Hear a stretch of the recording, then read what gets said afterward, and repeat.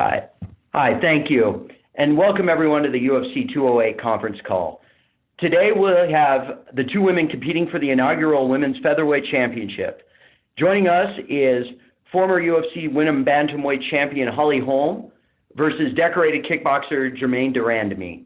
Also joining the call is arguably the greatest mixed martial artist of all time, Anderson Silva, versus his opponent, the number 8 ranked middleweight in the world, Derek Brunson. UFC 208 takes place on Saturday, February 11th at the Barclays Center in Brooklyn, New York, live on pay-per-view. Just to let you know, Holly Holm will be joining us in a couple minutes. I will let all the people know when she has joined us, but otherwise I'll turn it over to your questions. Thank you. If you do have a question at this time, please press star 1 on your touchtone phone. If you are using a speakerphone, please make sure your mute function is turned off to allow your signal to reach our equipment. And once again, that is star 1 if you have a question. We'll pause for just a moment.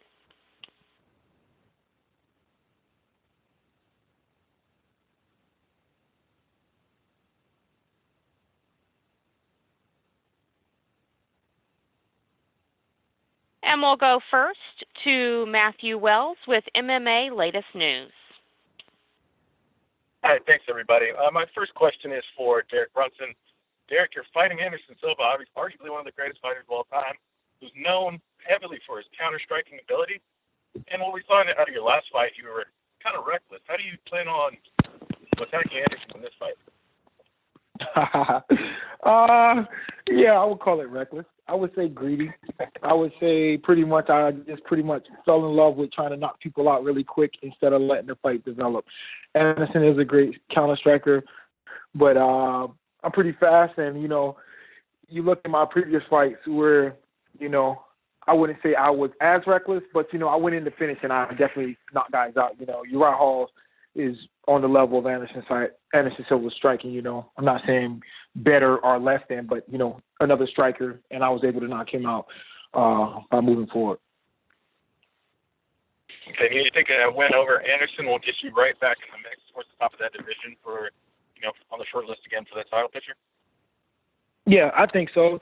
Middleweight is the best division in the UFC, in MMA, in my opinion. 1 through 15, so many historical guys, so many stacked and game guys. I mean, you go to a guy, just everybody's competing at the top level.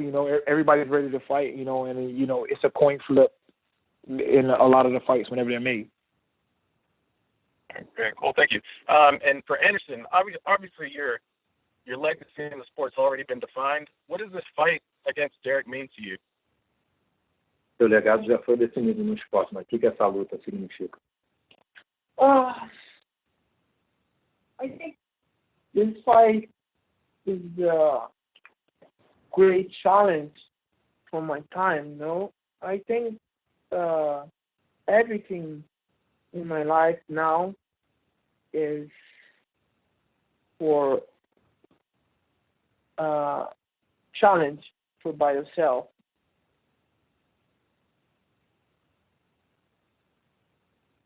All right, and are you still in, is the title still something that you still want to hunt for, or are you just still about taking fights that, or that are going to be exciting fights and just going out there and having a good time and putting on a good show for the fans?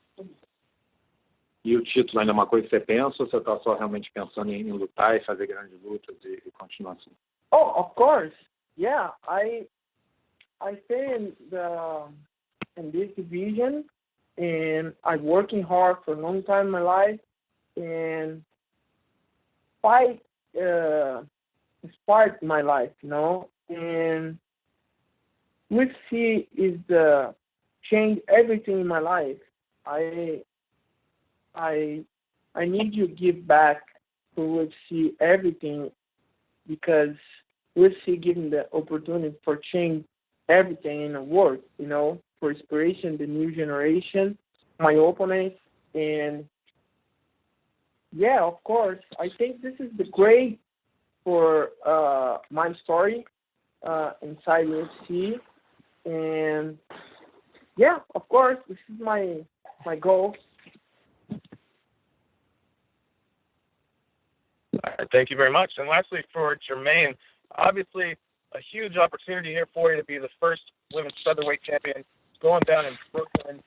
Tell me how you're feeling heading into this fight against Holly Holm. I feel amazing. I feel absolutely amazing. I'm in great shape. I'm in great spirit. I'm in even better spirit. And, it's for me, it's really an honor to fight such a great champion as Holly Holm and to write history February 11th. So February 11th can't come fast enough for me. Awesome. And have you been given any indication what would possibly be next for you if you could come away victorious, considering there hasn't been any other females added to the 145 division? To be honest, I haven't heard really much about it, and right now it's not of my concern either because I still have a big task in Holly Holm in front of me. So let's fight with Holly first and see what comes after. All right. Thank you very much, guys. And once again, that is *1 if you do have a question at this time.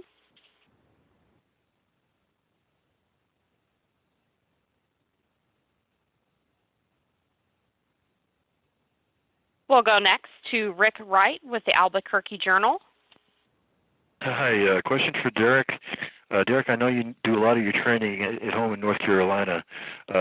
What's your relationship with Jackson Wink at this fight? Did you train here at all for this fight? And will Greg or any of the Jackson Wink coaches be cornering for you on the 11th? Yeah, for sure. Still definitely make my way out to Jackson's MMA. This fight occurred on short notice, so I didn't have that much time to prepare. So my main focus was to get in front of guys who were good strikers, just like Anderson. And I actually consulted Greg and Mike Winklejohn and asked them their thoughts, whether it was best, if I made a quick trip down to Albuquerque or if I go to, New York. And I had Atlanta.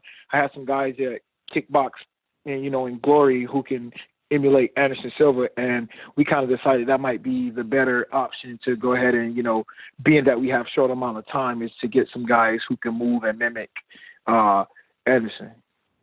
Okay. But will Greg and Wink or some of the Jackson Wink coaches be cornering for you? Yes, Greg will be cornering me. All right. Thank you. We'll go next to Damon Martin with Fox Sports. First question is for Anderson. Anderson, I know that you took your last fight on very short notice against Daniel Cormier, and this one also came up on shorter notice. Were you disappointed you didn't get more time to train, or did you have enough time to prepare for this fight, considering the timeline of how it was made? Você aceitou aquela luta com o Cormier de última hora e essa também mais ou menos de última hora. Você queria ter mais tempo? Você está feliz com o tempo que você teve para treinar? Treinou bem? Yeah, of course. More time is important for training, for strategy, everything. But I know I'm crazy. It's the same my coach say. Anderson, you definitely crazy. You train in 1 month and 10 days. 1 month and 10 days. You crazy? But okay, you take the fight in 2 days. That one is no problem for you. But next time, please, more time for schedule, for strategy, everything, okay? Please, Anderson. And I say to my coach, come on, this is my life. Fight is my life. I'm so happy. I'm very happy to work together in UFC. And, I love my job.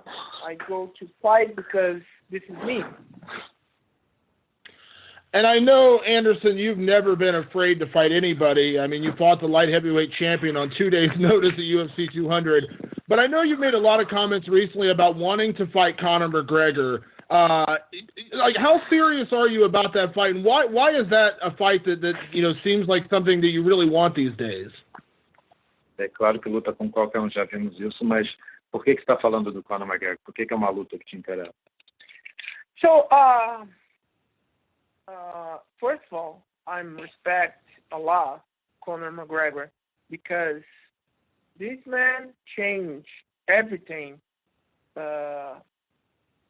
in UFC, because I'm very respect the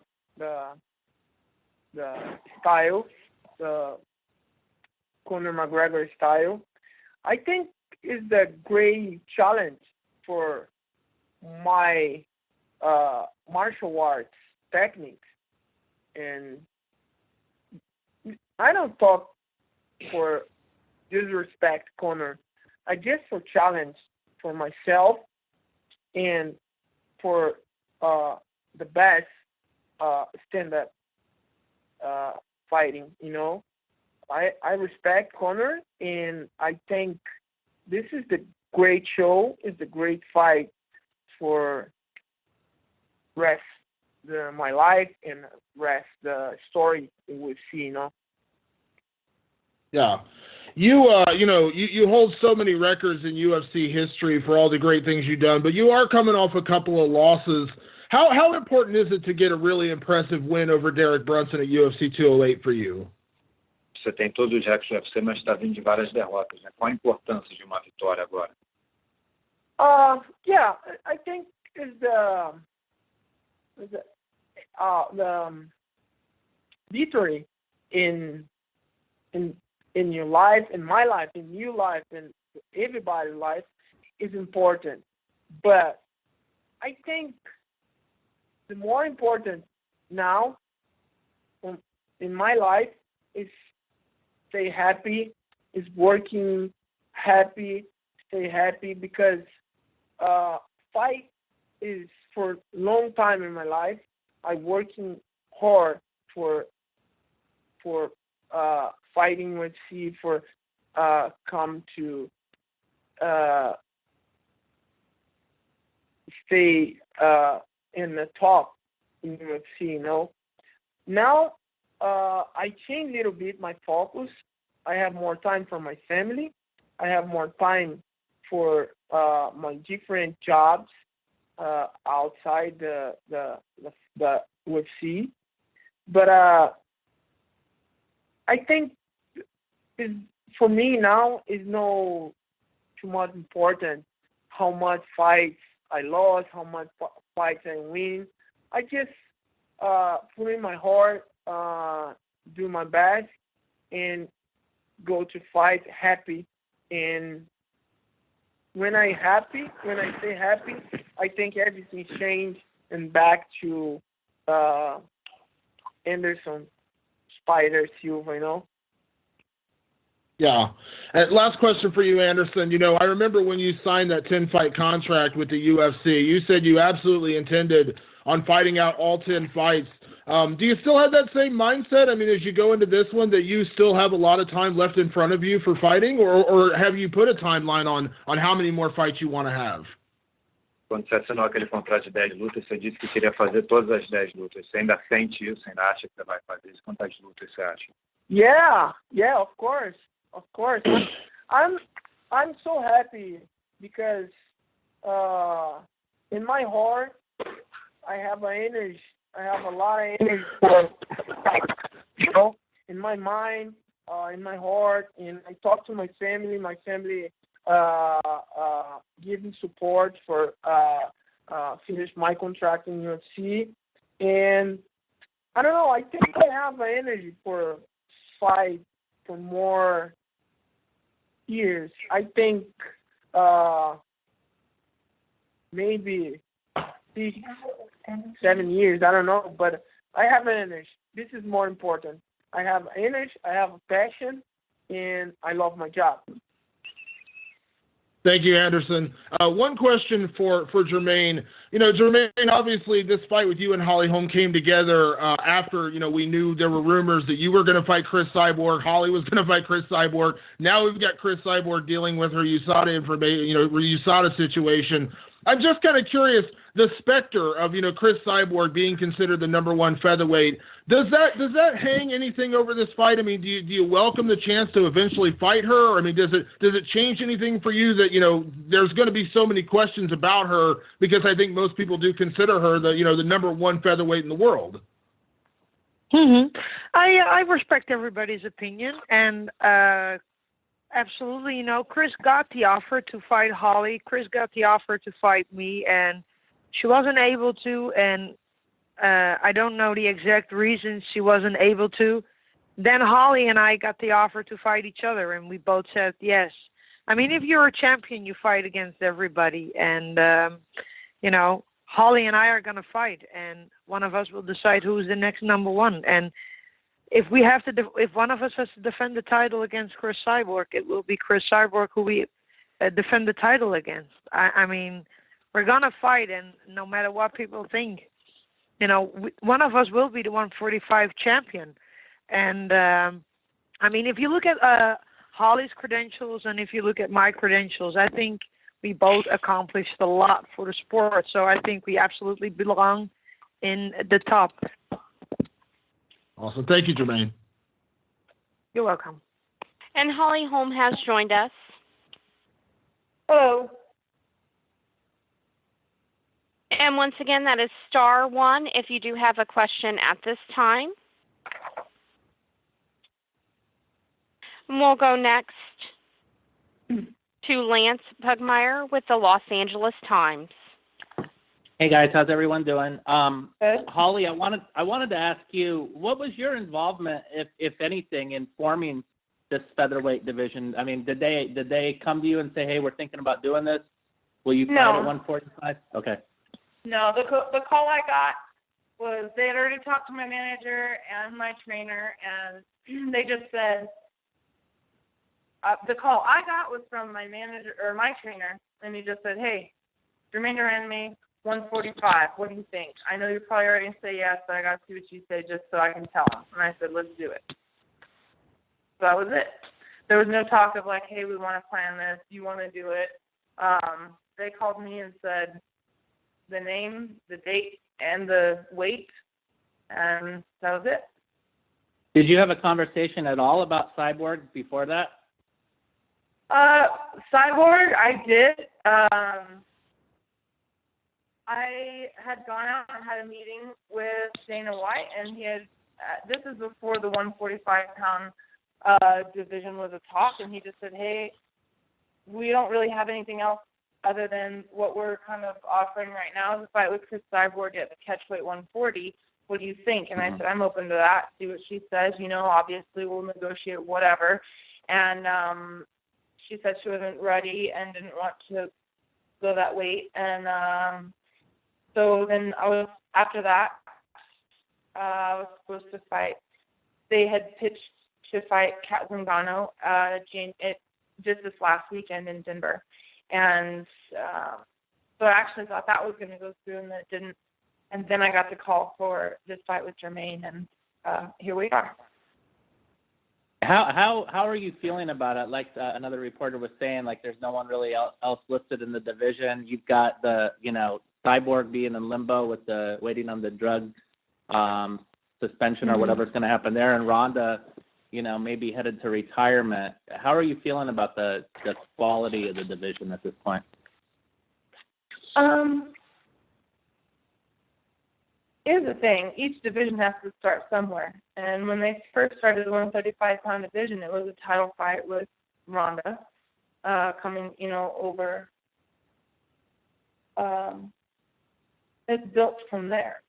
And I know that right now this is part of the division, but there's so many girls that want the opportunity. I can guarantee you they could build this division in no time. They just have to make some phone calls, because there's a lot of girls out there that are very tough, and they're all, everybody's goal is to be in the UFC. That's the big thing.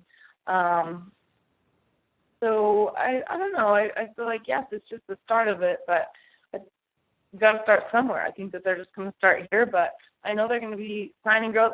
I know they're already talking to other girls. Maybe nothing's really been like, full roster's been set up yet, but and then again, obviously we're the fighter, they're the promotion, so I'll leave it up to them to do that. That's what they do. Yeah. What's your thoughts? Do you think that Ronda is done? I'm one of those. I'm a firm believer in the fact that once a fighter, you're always a fighter, and she might not ever want to fight again. she might not fight for 2 years, and then she might say, you know what, I'm really egging for it. I want to get back in there. I want to fight. I've had enough of this regular life business, you know. I think that right now, I think that just in an honest opinion, I bet she just kind of feels, you know what, maybe I'm going to focus on some other things right now. Going from a big high to a big low. I have a lot of respect for her. I've never said any different. I hope she's happy. I hope she does what she wants to do, whether that be fighting, whether that be go on to other things, focus on other things, you know. But all I got to say is any fighter, young enough, they might come back for another fight. You never know. You never know. Yeah. Yeah, especially if you're champion, I'm sure that that's something that she wants to try to avenge if she does have that mentality. But last question, obviously Germaine with the kickboxing ability, and you have, you know, you're very well equipped in that area as well. Is that how this fight is going? No doubt about it, or how do you prepare for such a battle? I want to be ready for everything. I know that, yes, she's coming from a stand-up, you know, history. That's what her fights have been, is stand-up, same as mine. But we both are in, you know, mixed martial arts now. And I know that she's training to be ready in all areas, as I am as well. So I never put my thoughts and put in my head that a fight's going to go a certain way, because you never know what's going to happen. We always have to have plan A and plan B. And I just know that I'm up against a very seasoned fighter. She's had a lot of experience. I'm very aware of that. I know that I have my hands full with the fight, since we've really been training in all aspects of the game, just to be ready for all of it. Great. Thank you so much, Holly. Thank you. And we'll go next to Van Tate with KRQE TV 13.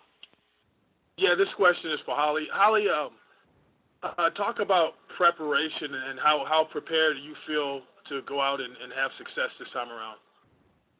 I do feel prepared for this fight. I feel like I'm visualizing the fight well. I feel like I'm physically ready.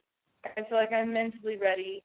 I am coming off of 2 losses. I know I'm in a place I've never been in my career before, ever, not in boxing or MMA. And I know that I'm coming in, and there is extra nerves that I have that I put on myself, but I just want to use it for good motivation, you know.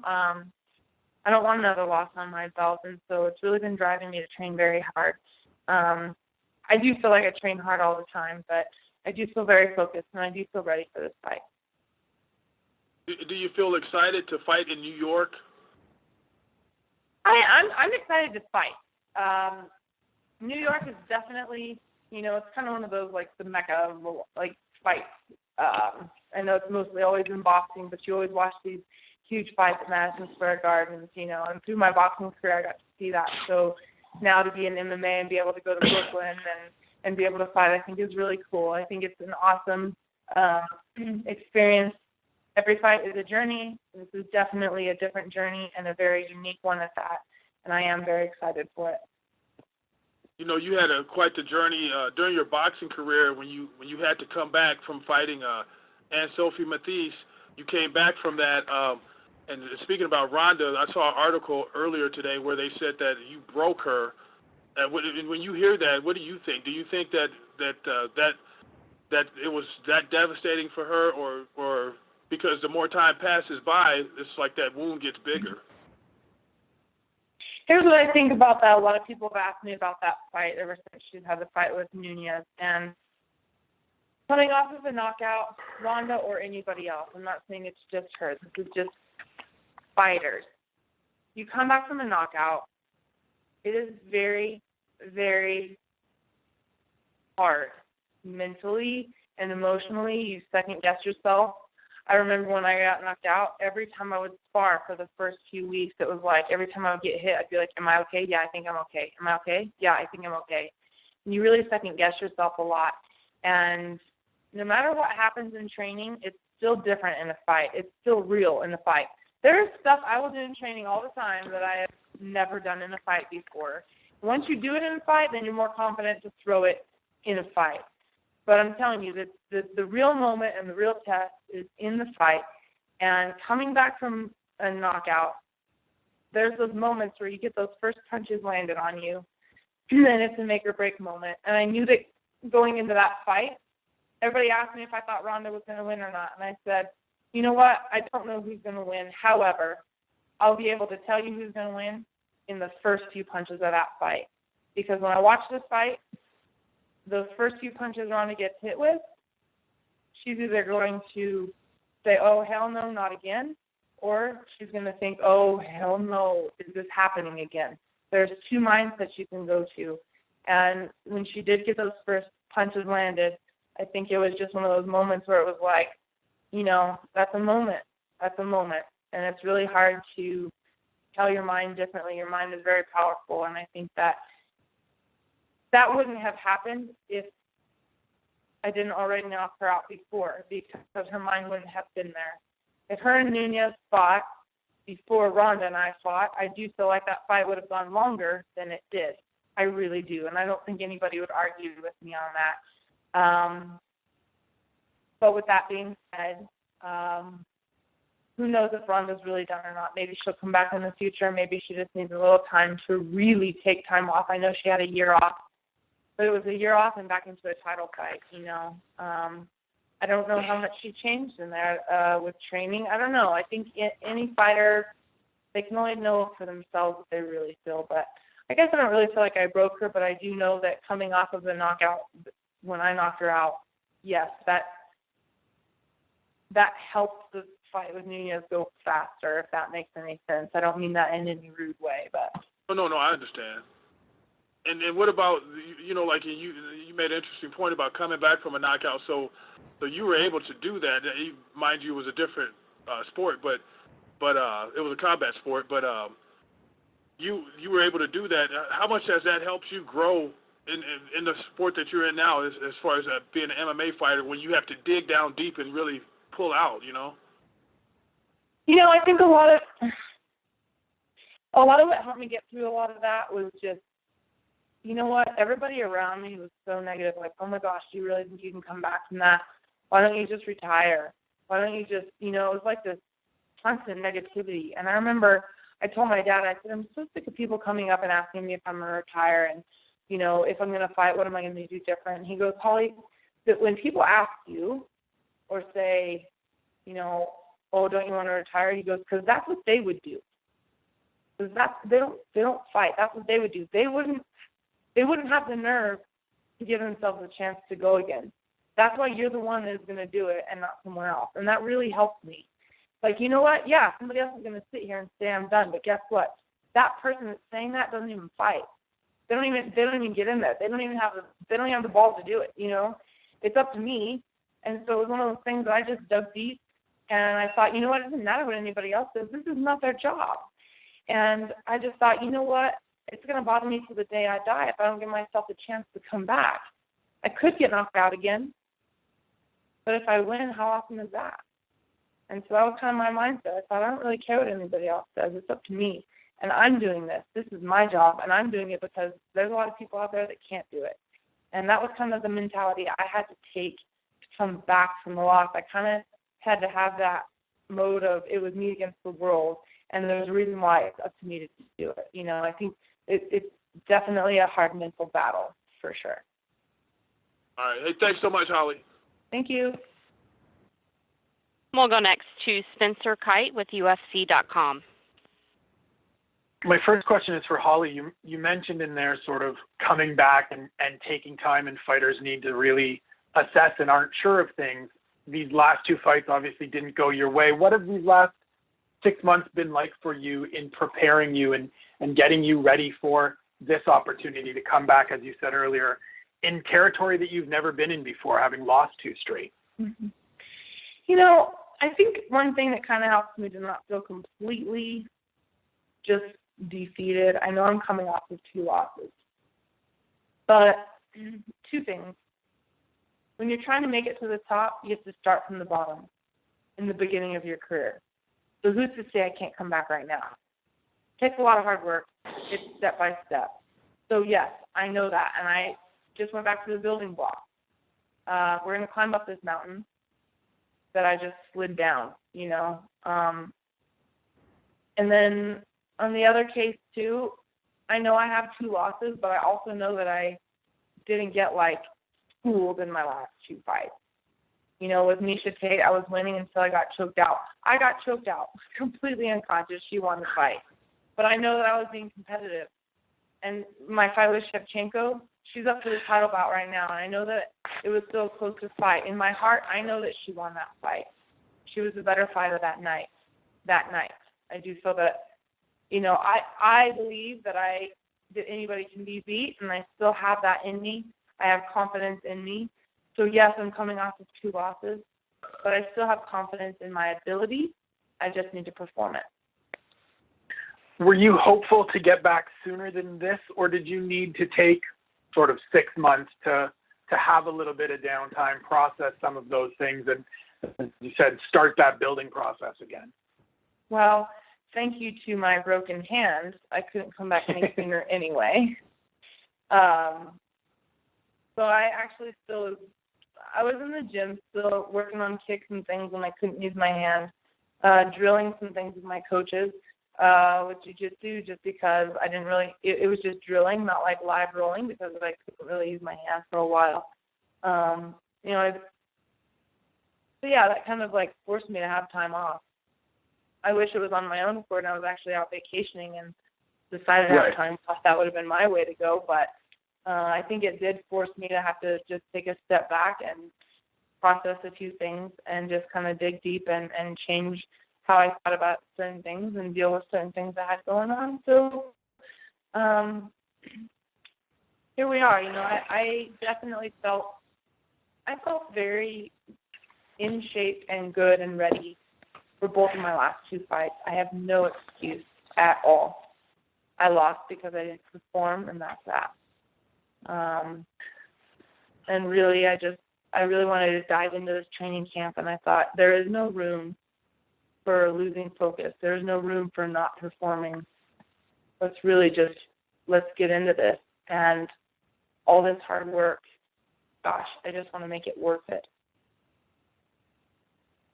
And one for Germaine, if I could. You had a very decorated kickboxing career, undefeated, but haven't necessarily received a lot of attention through your 4 fights in the UFC. Does this feel like the moment for you where you get to really show people on the largest stage possible who you are as an athlete, who you are as a fighter, and what you are truly capable of?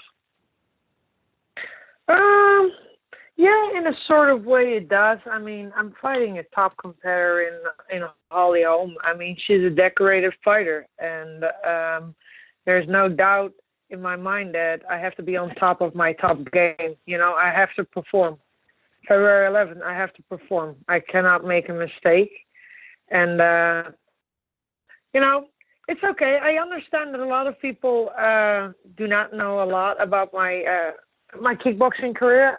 I'm probably because I'm also not from the United States. I live in Europe, and, you know, the kickboxing scene in the United States is not as big as it is in Europe. So it's okay. I mean, it's always nice to be the underdog and be the unknown fighter. So I kind of like my position right now, to be honest. And last one, just where would a victory next Saturday night stack up for you in your career with multiple kickboxing titles? I think if I win, that will solidify my career. I mean, I've had an amazing career so far already. I have accomplished things that I could have, in my wildest dreams. I couldn't believe that I did all these things. And, winning a UFC belt, I mean, I think that will solidify it. I mean, in the past, a lot of people have doubted me and told me I couldn't do it. And I'm a believer you can do anything you want in life, as long as you put your heart and soul to it. And, I want it. I want to win, and I want to solidify my career, and it would be amazing. So. Awesome. Thank you all for your time. Good luck next weekend. Thank you. Thank you.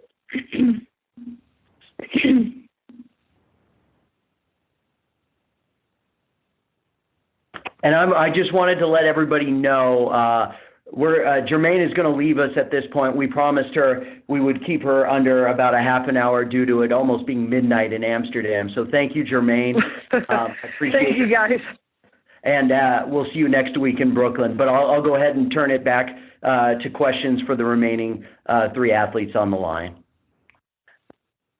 And we'll go next to Damon Martin with Fox Sports.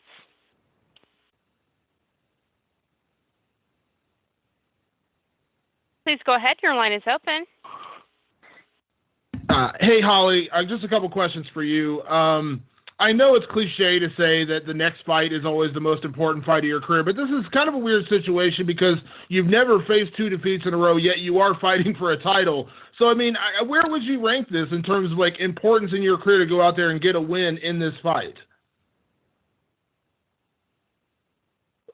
Yes, it is one of those that, okay, I need to treat it like it's, the last fight of my career because who's promised another, opportunity. But I for me right now, just coming off of 2 losses, I feel like I really need to prove myself.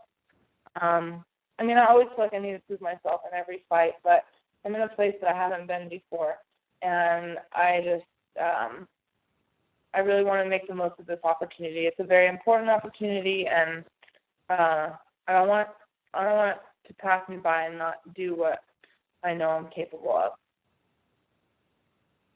How important, I know, you kind of knew going into the call today and probably next week in Brooklyn, there's going to be questions about Ronda because she just fought, she lost, talk about retirement, so it's going to come up. But how important is it for you to define your MMA legacy? You've already defined your boxing legacy, but your MMA legacy away from Ronda Rousey to do things like winning this title and defending the title. How important is it for you to define your career away from that one fight with Ronda?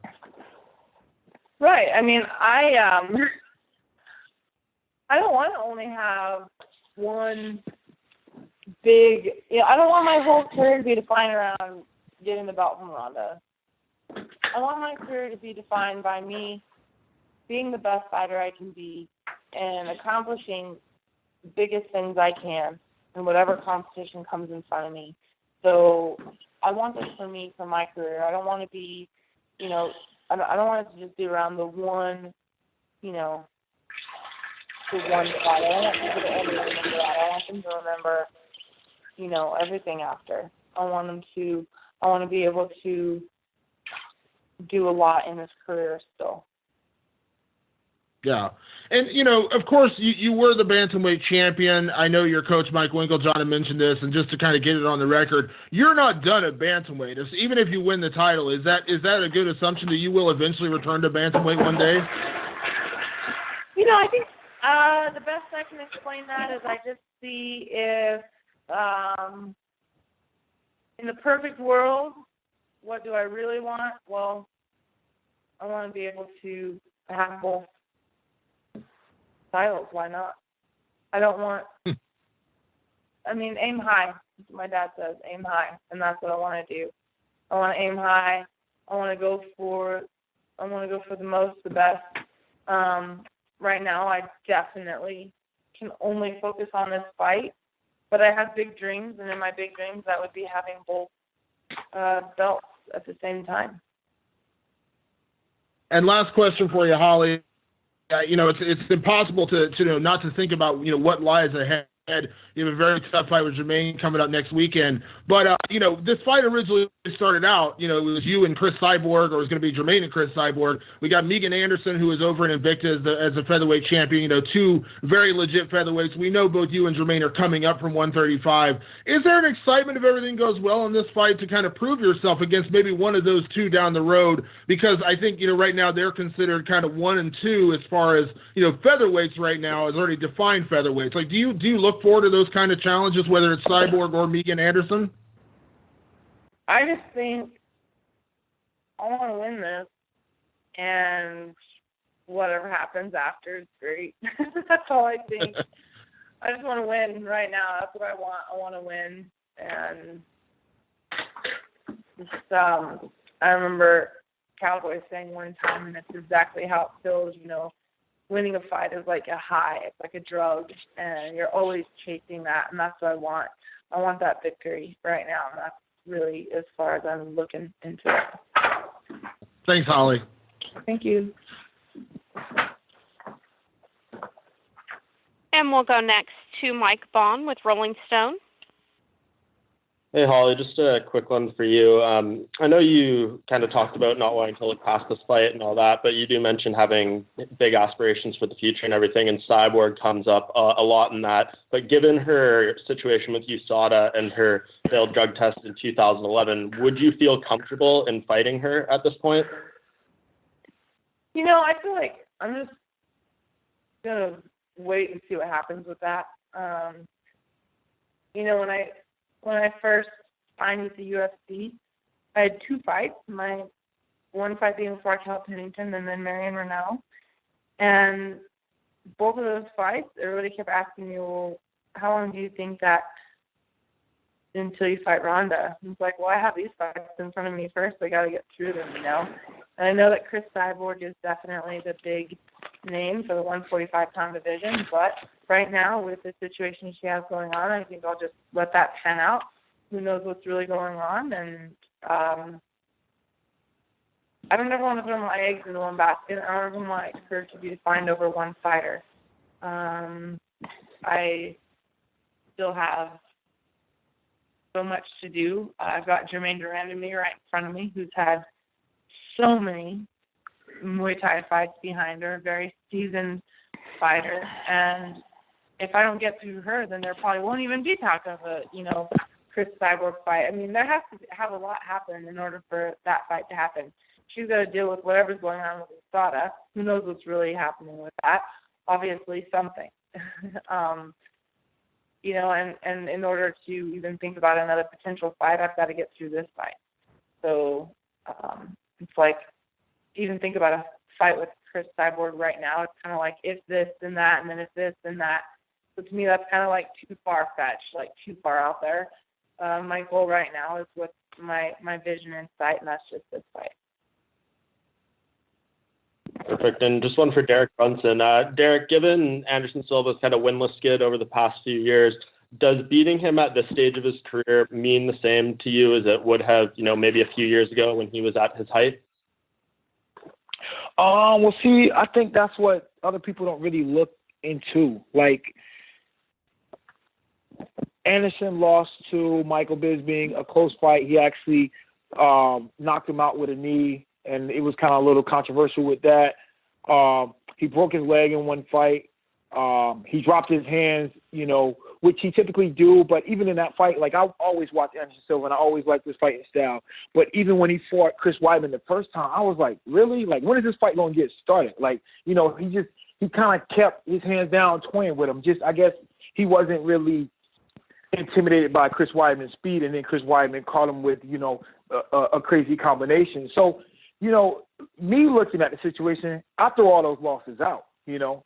I'm looking at, you know, I'm fighting a guy who, you know, not as fast as he used to be, but this guy has all the skills in the world, you know, and considered the best fighter of all time. So whereas everybody else looking at, like, losses, I mean, how did he lose? Those fights were all close, like, you know, and then it was unfortunate events in those fights. So I think I'm getting a very gamed and ready fighter.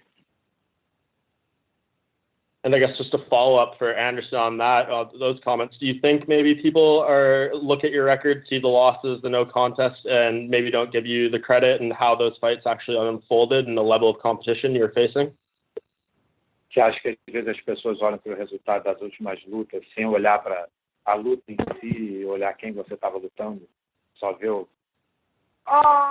Yeah, of course, but this is normal because sometimes the people, the fans and people watching the fight don't understand how much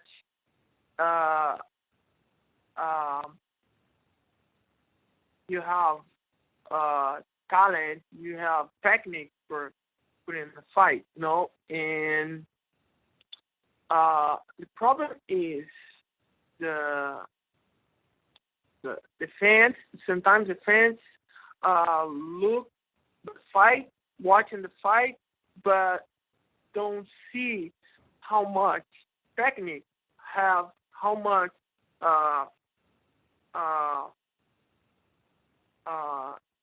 style, different style inside the cage, you know. But I understand this is yeah. I think the people need to change a little bit your mind, your vision for watching the fights, because all fights have the different style, different techniques, and that's it. Okay, thanks everyone. Yeah, it is no bottom news, no. Yeah. And we'll go next to Rick Wright with the Albuquerque Journal. Yeah, a question for Holly. Holly, last time you talked to the media here in Albuquerque, you said you didn't feel you had total focus the night of the Shevchenko fight. Was there any particular reason for that? And is there anything in your preparation for this fight that you had to change? Anything you have to add or eliminate to try and have that total focus? You know, it's just one of those nights where I had trained hard. I was ready. I was ready for the fight. I was healthy for the fight. But it's just that day that I don't know, sometimes you just like this conversation you're having with this, go Holly. From 1 and 2 punches, Holly. Go, and I'm not doing it.